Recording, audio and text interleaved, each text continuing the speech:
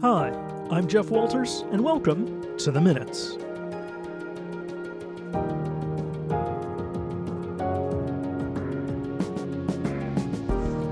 And thanks for listening today. It's great to have you along on The Minutes for the week of May the 5th, 2025. This is a City of Thunder Bay podcast.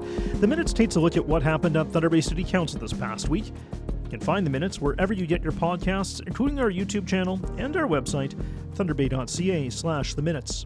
If you want to keep your finger on the pulse of what's happening at City Hall, just hit that subscribe button. On this episode, I'll have a rundown of what happened at Thunder Bay City Council this week, as well as an interview with Kristyn Lovato-Day, a policy and research analyst with the city. There was lots of discussion on animal services at Council this week, and we'll hear all about it.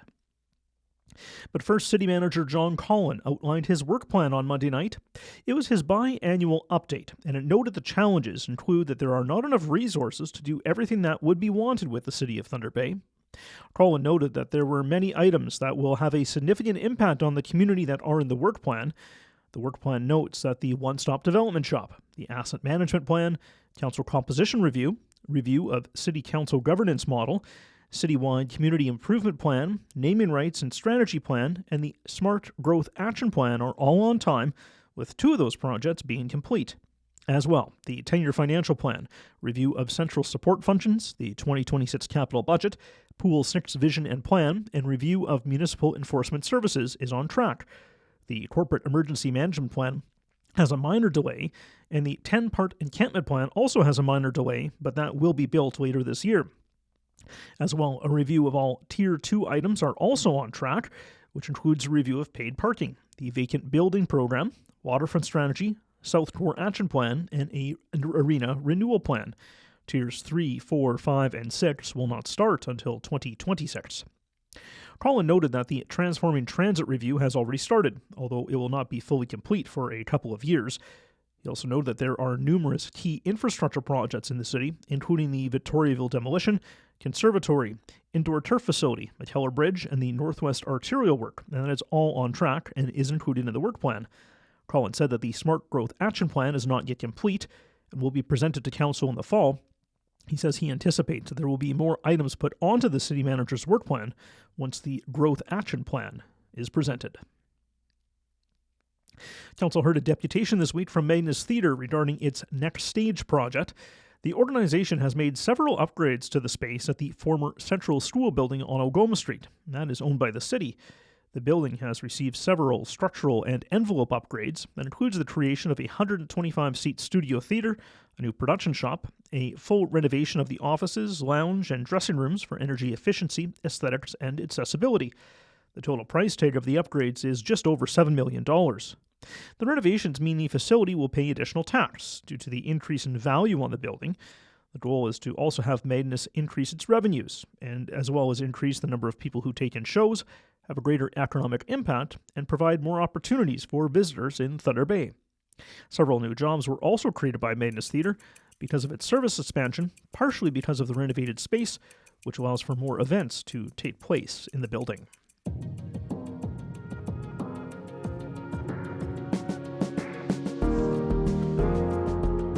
Council ran its annual update this week on the solid waste management strategy. Last year, the city transferred responsibility for curbside recycling to full producer responsibility. That means the city no longer administers the program. Leaf and yard waste collection was also expanded. As well, the city launched its community cleanup trailer in partnership with the Clean, Green, and Beautiful Committee. The trailer can be used by organizations, individuals, or groups that want to clean up litter in any area of the city.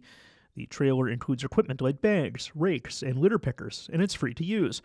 Another program launched last year is called Second Spin, and that's where bikes brought to the Maple Ward Road Solid Waste and Recycling Facility are cleaned up and matched with kids in the city who could use a bike. About 80 children's bikes were distributed last year, and adult bikes were donated to Bicycles for Humanity, as well as community spokes.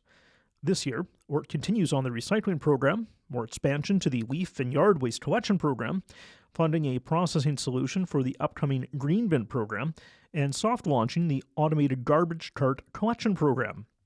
The number of homes and launch for the auto cart program is still being finalized. There are also some items still being finalized this year when it comes to recycling, even though the city is no longer responsible for that program. It includes the operation of the recycling depots, which must remain open until December 31st of this year. Operation of the depots after that point is subject to review and could be changed by the producers. As well, starting on January 1st of next year, producers will be responsible for recycling in public areas, but there are few details at this point. As well, leaf and yard waste collection will get expanded to 4 collection dates this year, with 2 in the spring and 2 in the fall. Overall, the amount of waste diverted from the landfill continues to increase, with 28% of waste diverted last year. A few announcements on Monday night. Councillor Kristyn Oliver will hold a Westfort Ward meeting. It'll take place on May the 14th, start at 7 p.m. It's at the West Thunder Community Centre. Councillor Andrew Folds will also have a Current River Ward meeting on June the 10th from 7 until 9 p.m. It will be at the Current River Rec Centre. Councillor Casey Atrenny also noted on Monday that it was Red Dress Day. Councillor Albert Aiello will have a McIntyre Ward meeting on June the 25th. It will start at 7 p.m. at the 55 Plus Centre on River Street. Councillor Michael Zacino announced that it was Spring Up to Cleanup Month and was asking people to step up and commit to not littering in Thunder Bay. And as well, the city will host a town hall in May, allowing the public to come and meet city administration.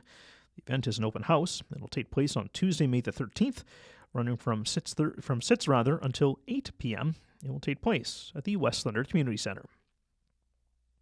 There was a closed session meeting that was created during the City Council meeting on Monday night. Council can only have closed session when it sits as Committee of the Whole. So the closed session meeting was established when Council was discussing the temporary village. Council received legal advice during that 1-hour closed session meeting, and then Council went back into City Council proper to ratify the temporary village location. A closed session meeting was also established for May the 12th.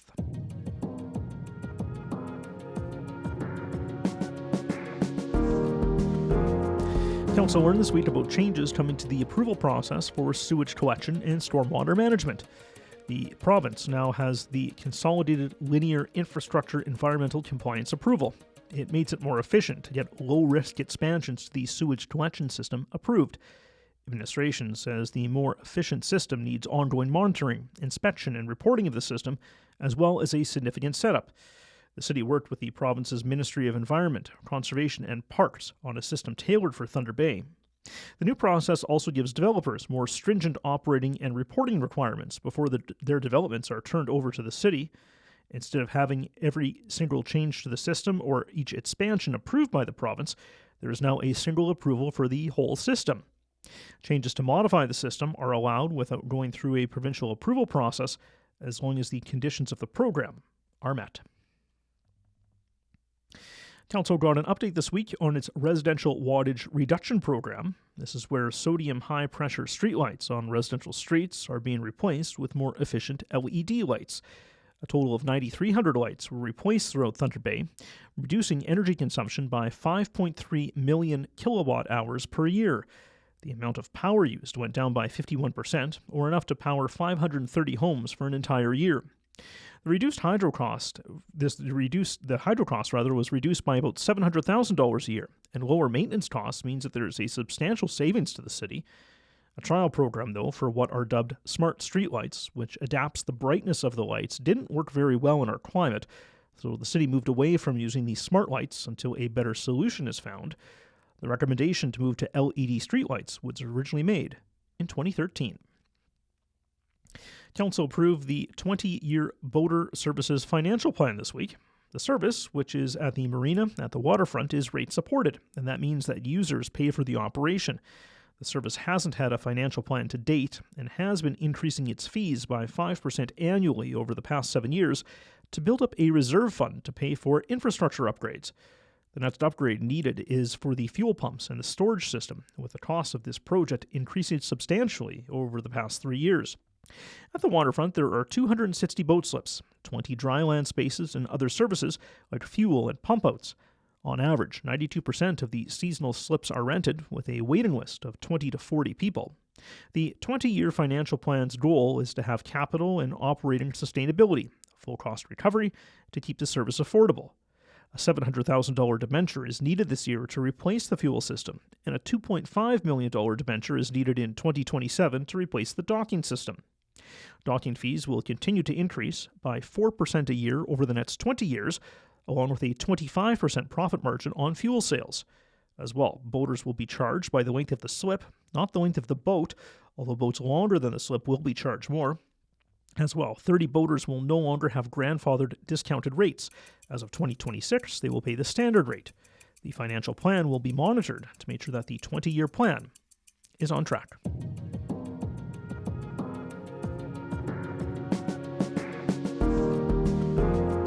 City Council got an update on Monday night on a review of animal services. The report was slated to go to Council a week earlier, but was delayed due to discussion on the temporary village. In December, Council directed administration to review animal services operations. The update on Monday night says the city will now respond to all animals who are found to be roaming and will also accept surrendered animals at the kennel on Alloy Place. A new webpage has also been launched to help reunite lost pets with their owners, create a process to work with animal rescue organizations to have animals in care moved into more suitable placements, review and modernize the standards of care, and create a task force to discuss gaps and provide recommendations for animals in Thunder Bay. The report notes that in the medium term, policies, procedures, bylaws, and training will also be updated to reflect best practices. The city will also work with local outreach groups, rescues, and shelters to re-establish partnerships and formal agreements. Long-term plans will come from a task force, which will include animal stakeholders. Back in 2020, Council agreed to restructuring the Licensing and Enforcement Division, amalgamating animal services into municipal enforcement services. A key component of the plan was a heavy reliance on community partners to work with the pet population and end the adoption of pets from the city. There were no changes to bylaws, policies, or procedures with the change. The report says that relationships between the city and nonprofit and rescue agencies was strained, which has had a negative impact on the community and animal services as a whole. Administration says it continues to look at gaps in animal services, but admits that the current system has fallen short. The city does not have the resources to return to a fully operational animal shelter, but it is working to resume some services to work within the available resources. Administration notes that the decrease in the number of animals impounded since 2020 isn't because there are fewer in the community. It's because of a direction to limit enforcement to only animals that were at large on public property. Municipal Enforcement Services closed its kennel to the public during the pandemic and then moved services for cats to the Thunder Bay District Humane Society. There was no formal agreement in place, leading to an inconsistency in service from Municipal Enforcement Services. The city is working with the Humane Society to formalize an agreement. The kennel on Alloy Drive has space for 33 dogs. However, the report notes that about 15 dogs can be housed comfortably. At the time of writing, 11 dogs are in care, or 73% of comfortable capacity. So far this year, a total of 36 dogs have been impounded. Half went back to their owners, and 7 were brought to rescues for rehoming. Administration says all of its short-term priorities are underway, and calls for community groups to join the task force will be made this month. We'll hear more about this when Kristyn Lovato-Day, a policy and research analyst, joins me later here in the Minute Studio.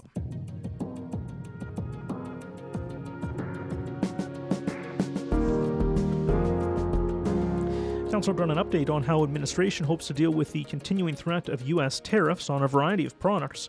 The report was slated to go to Council a week earlier, but was delayed due to discussion on the temporary village. The memo says that the city should adopt a cautious and measured approach to the current trade dispute. The city spends about $750,000 with U.S. suppliers, most of this in IT services, as there are a few companies that are not U.S.-based. A strict buy Canadian or buy non-U.S. policy is not practical and in some cases impossible, the report says. Contractors who build infrastructure for the city will be impacted by tariffs. The report notes that for construction under $334,000, the city can do individual procurement and is not subject to free trade agreements with the U.S. and Mexico. This allows the city to invite only Canadian suppliers to bid on work. Administration also acknowledges the pressure that local suppliers are experiencing due to uncertainties related to tariff policies. Administration has and will continue to work with potential suppliers to manage tariff-related cost efficiencies effectively. Administration will continue to monitor the strategies and responses adopted by other municipalities and will bring forward any recommendations as the situation continues to evolve. Council heard a request this week to allow alcohol to be served for a festival at Waverley Park. The festival Bonjour, previously called the Franco Festival, highlights Canadian Francophonie culture. The event wants to be able to have alcohol on sale, which is not allowed under the city's municipal alcohol policy. Organizers with the Festival Bonjour made a deputation to council. Administration recommends granting an exception for the event, which is slated to take place from June 5th through the 7th. One-time events are considered on a case-by-case basis. The approval was also ratified at City Council, so planning, as well as the provincial alcohol approvals, can take place for the festival. Council approved a change to a bylaw which restricts heavy truck traffic on Meryle Street. In a report from administration, people living on the street just off of Broadway Avenue had concerns over heavy trucks using the road to reach the CN rail yard. The new load restrictions will help protect the roadway and enhance safety on the dead-end street. The road has 27 homes with a gate at the end of it that was previously locked. The gate provides access to the CN yard. In recent years, CN expanded its yard works closer to the neighborhood, leading to more traffic on the road. Administration says there are 4 other main access points to the rail yard. Meetings took place between the neighborhood and the railway, where CN said it would limit truck traffic. However, heavy trucks continue to use the roadway. The railway says that the new heavy load restrictions will not impact its operations. And finally, City Council ratified the location for the temporary village. The village will be built at the Cam River Heritage Park. Last week, Council approved the decision to locate the village at the Cam River site during Committee of the Whole. Administration prepared a report recommending the site compared to a space at 1111 Fort William Road, which is land owned by the Lakehead Region Conservation Authority. Administration recommended the Cam River site over the Fort William Road location due to its proximity to social services, current use as an encampment, and the fact that it is city-owned land. With the ratification complete, the city will find a contractor and an operator for the site. Construction will start this summer, and the village will be operational by the end of the year. And that's a wrap as to what happened at Council this week. For more information on anything that happens at Council, please visit our website, thunderbay.ca/council.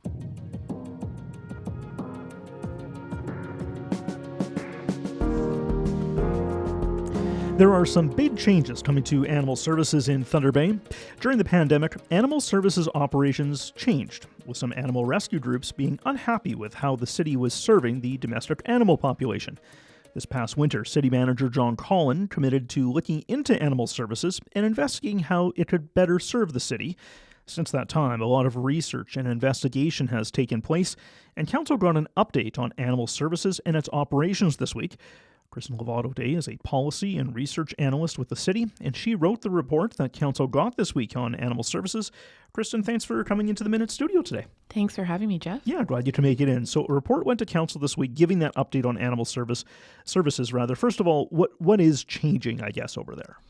So back in 2020, they had started a restructure for to focus more on public safety when it came to animal control, and they were trying to bolster the bylaw enforcement area.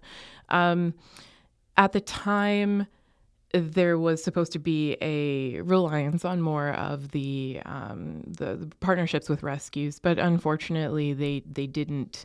The relationships just kind of dropped off, unfortunately, and we've been through our research, we've found that there have been a number of service gaps in the community for animal services. So the bylaw enforcement officers were directed to only pick up stray animals that were running at large on city property, which left a gap for those people who are good Samaritans who picked up a dog or a cat and put them in their backyard. Municipal enforcement services will be picking up those that are collected by Good Samaritans. We also have reestablished our website presence for our lost pets. So if you have lost a pet, please check out our website because it's possible that we've picked them up and we have them there in our kennel. We're also trying to reestablish all of those relationships so that we currently are acting as a temporary shelter for those animals that are stray or running at large and found, so that they have a safe place to be. But we do want them to, if they aren't claimed by their owners, then they can have a permanent home. So we are working to reestablish those relationships so that we can move them along. And then I guess one of the other big changes too is bringing animals down to the kennel on Alloy Drive or Alloy Place. At one point that wasn't allowed. That's being allowed again? Yes. So if you do find an animal and if a bylaw officer is unable to come and grab it and you are able to transport it, we will take them at the office as well. So why were these changes being made? We went from doing all these services to doing them once again. What's kind of happened? So in between when the restructure happened and from us making these changes, we've heard a lot of community feedback. We've been talking to a number of rescues, other organizations. We've even had a conversation with provincial animal welfare and the police service. We're hearing from the community that there is gaps in the system, and we want to be positive change in there and be able to fill some of those gaps. And I guess when are we anticipating that some of these changes could be made? So the ones that I've talked about so far have already been implemented. So if you were to call MES, Municipal Enforcement Services, a forest stray animal, they will come and pick it up. Okay. Is there anything else that's on the horizon, I guess, for animal services? So it's not just this kind of immediate batch of changes. Yeah. So the first thing we're going to do is implement a task force with community stakeholders. So that call will be coming out later this month for membership. We're hoping to get some representatives from both the rescues, other organizations that are involved in animal welfare, as well as veterinarians. And so we're hoping to cast a wide net to see who would be interested in helping us out with that. And what's this task force all about? Kind of what's the purpose of it? So it will hopefully be able to identify gaps and sort of steer the animal services in the city to where it needs to go so that it can best serve the city. And any recommendations and analysis that come out of that task force will be presented to City Council for their approval or their choices and options. I know that there's been talk, and you mentioned actually about working with rescues and more community groups. Can you maybe also elaborate on that as well? Yes, we've had many meetings with a number of the local rescues. They're still continuing. We're also talking with the Humane Society, who is currently picking up city stray cats. And we've been talking to, as I said, like the Thunder Bay Police Service and with provincial animal welfare services so that we can kind of get a breadth of information from the community. And we're looking to continue those conversations. You were at council on Monday night talking about the changes that are taking place. What was the reaction in the room to this plan? Council seemed receptive. They are happy that that action is being taken, that we are continuing with our partnerships, and they want us to be able to share more information. So that's hopefully what we're going to be able to do in the coming months. Okay, Kristyn, appreciate you coming in today. Thank you very much. Thank you very much. That's Kristyn Lovato-Day. She is a policy and research analyst with the city, and she joined me today in the Minutes studio. And a big thanks for listening to the Minutes this week. Of course, if you want more information about City Council, agendas, or minutes, visit thunderbay.ca/council. If you want to listen to past episodes, just check out our website, thunderbay.ca/theminutes. You can also find the Minutes wherever you get your podcasts, plus you can find us on YouTube and on our website as well. If you want to keep your finger on the pulse of what's happening at City Hall, just hit that subscribe button. I'm Jeff Walters. Thanks for listening this week. We'll chat again next week.